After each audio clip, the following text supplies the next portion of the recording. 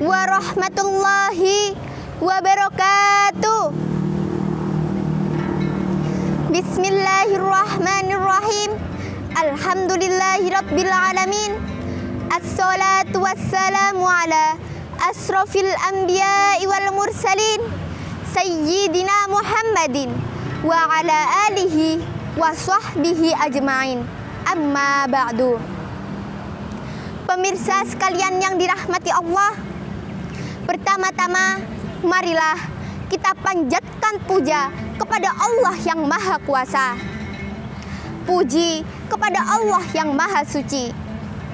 Syukur kepada Allah yang Maha Ghafur, yang telah memberi kita nikmat umur. Tapi awas hadirin, kita diberi umur panjang, jangan dihambur-hambur, karena kita bisa tergolong umat yang kufur.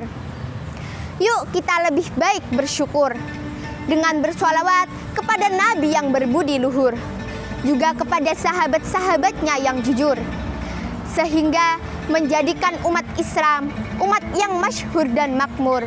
Alhamdulillah.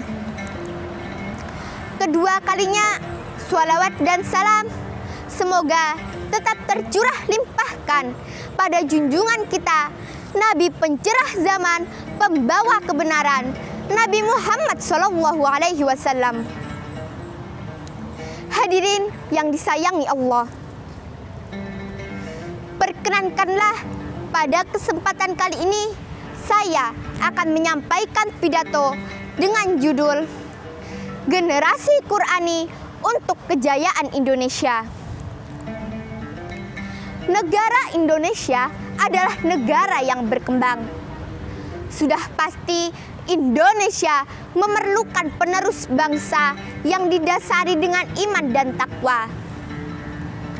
Lalu, bagaimana cara kita untuk membentuk generasi muda kita menjadi generasi penerus bangsa yang beriman dan bertakwa di zaman modern ini?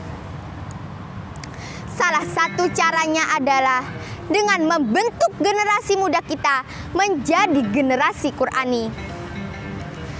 Apabila generasi muda kita sudah menjadi generasi Qur'ani, mereka akan menjadikan Al-Quran sebagai pedoman hidup mereka. Mereka akan meyakini Al-Quran, membaca, menghafal, dan memahami isi Al-Quran dengan baik dan benar, serta mereka akan mengamalkannya dalam kehidupan sehari-hari. Generasi inilah yang menjadi idaman bagi setiap bangsa di dunia ini.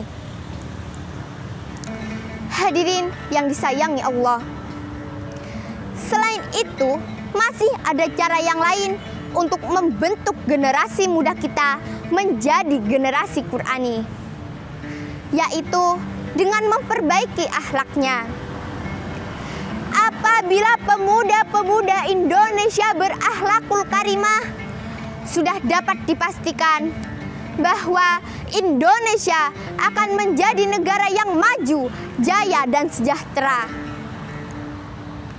Hadirin yang disayangi Allah,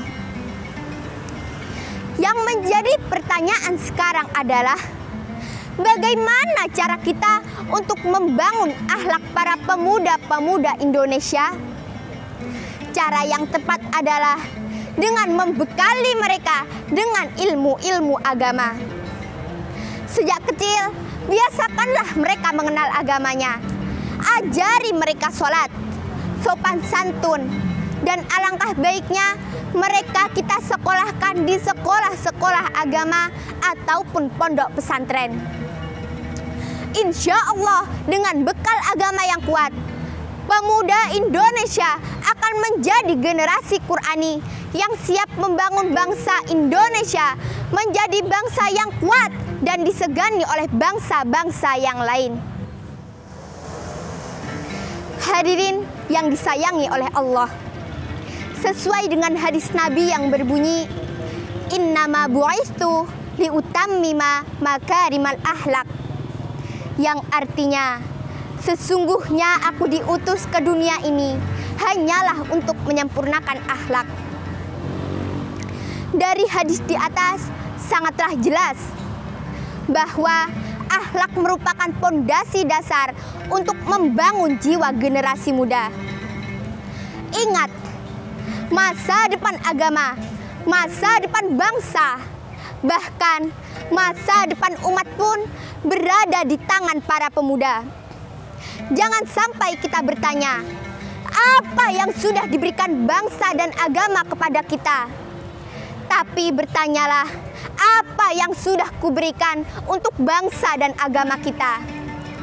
Sesuai dengan firman Allah surat Ali Imran ayat 104 yang berbunyi, A'udzu billahi minasyaitonir rajim. Bismillahirrahmanirrahim. Wal takum minkum ummatu yad'una ilal khairi wa ya'muruna bil ma'ruf wa yanhauna 'anil munkar wa ulaika humul muflihun. Yang artinya, dan adakah di antara kamu segolongan umat yang menyeru kepada kebajikan, menyuruh kepada yang makruh dan mencegah dari yang mungkar? Merekalah orang-orang yang beruntung. Hadirin yang dirahmati oleh Allah, dari ayat di atas dapat kita ambil pengertian bahwa generasi muda merupakan ujung tombak pelaksana pembangunan bangsa dan agama. Jika pemudanya baik, maka baiklah negara. Tapi jika pemudanya rusak, maka hancurlah negara. Otak kita boleh otak Jerman, boleh otak Jepang, tapi hati dan iman kita harus tetap berlandaskan kepada Al-Quran yang suci. Setuju nggak teman-teman? Sebagai akhir dari pidato saya ini, saya menghimbau dan mengamanatkan kepada kita semua dan kepada bangsa kita tercinta. Katakanlah kepada negeri ini, Indonesia tak perlu takut jika kehilangan orang-orang yang cerdas dan pintar. Tapi waspadalah dan takutlah jika Indonesia kehilangan orang-orang yang benar dan berakhlak mulia. Pemirsa yang disayangi oleh Allah, kiranya cukup sekian pidato yang dapat saya sampaikan. Kurang lebihnya saya mohon maaf yang sebesar-besarnya. Unzur maqala wala tangzur mangqala billahi fi sabilil haq. Kalau ada sumur di ladang, bolehlah Rara numpang mandi. Kalau kiranya ada umur panjang, insya Allah kita akan berjumpa lagi. Wabillahi taufiq wal hidayah. Wassalamualaikum warahmatullahi wabarakatuh.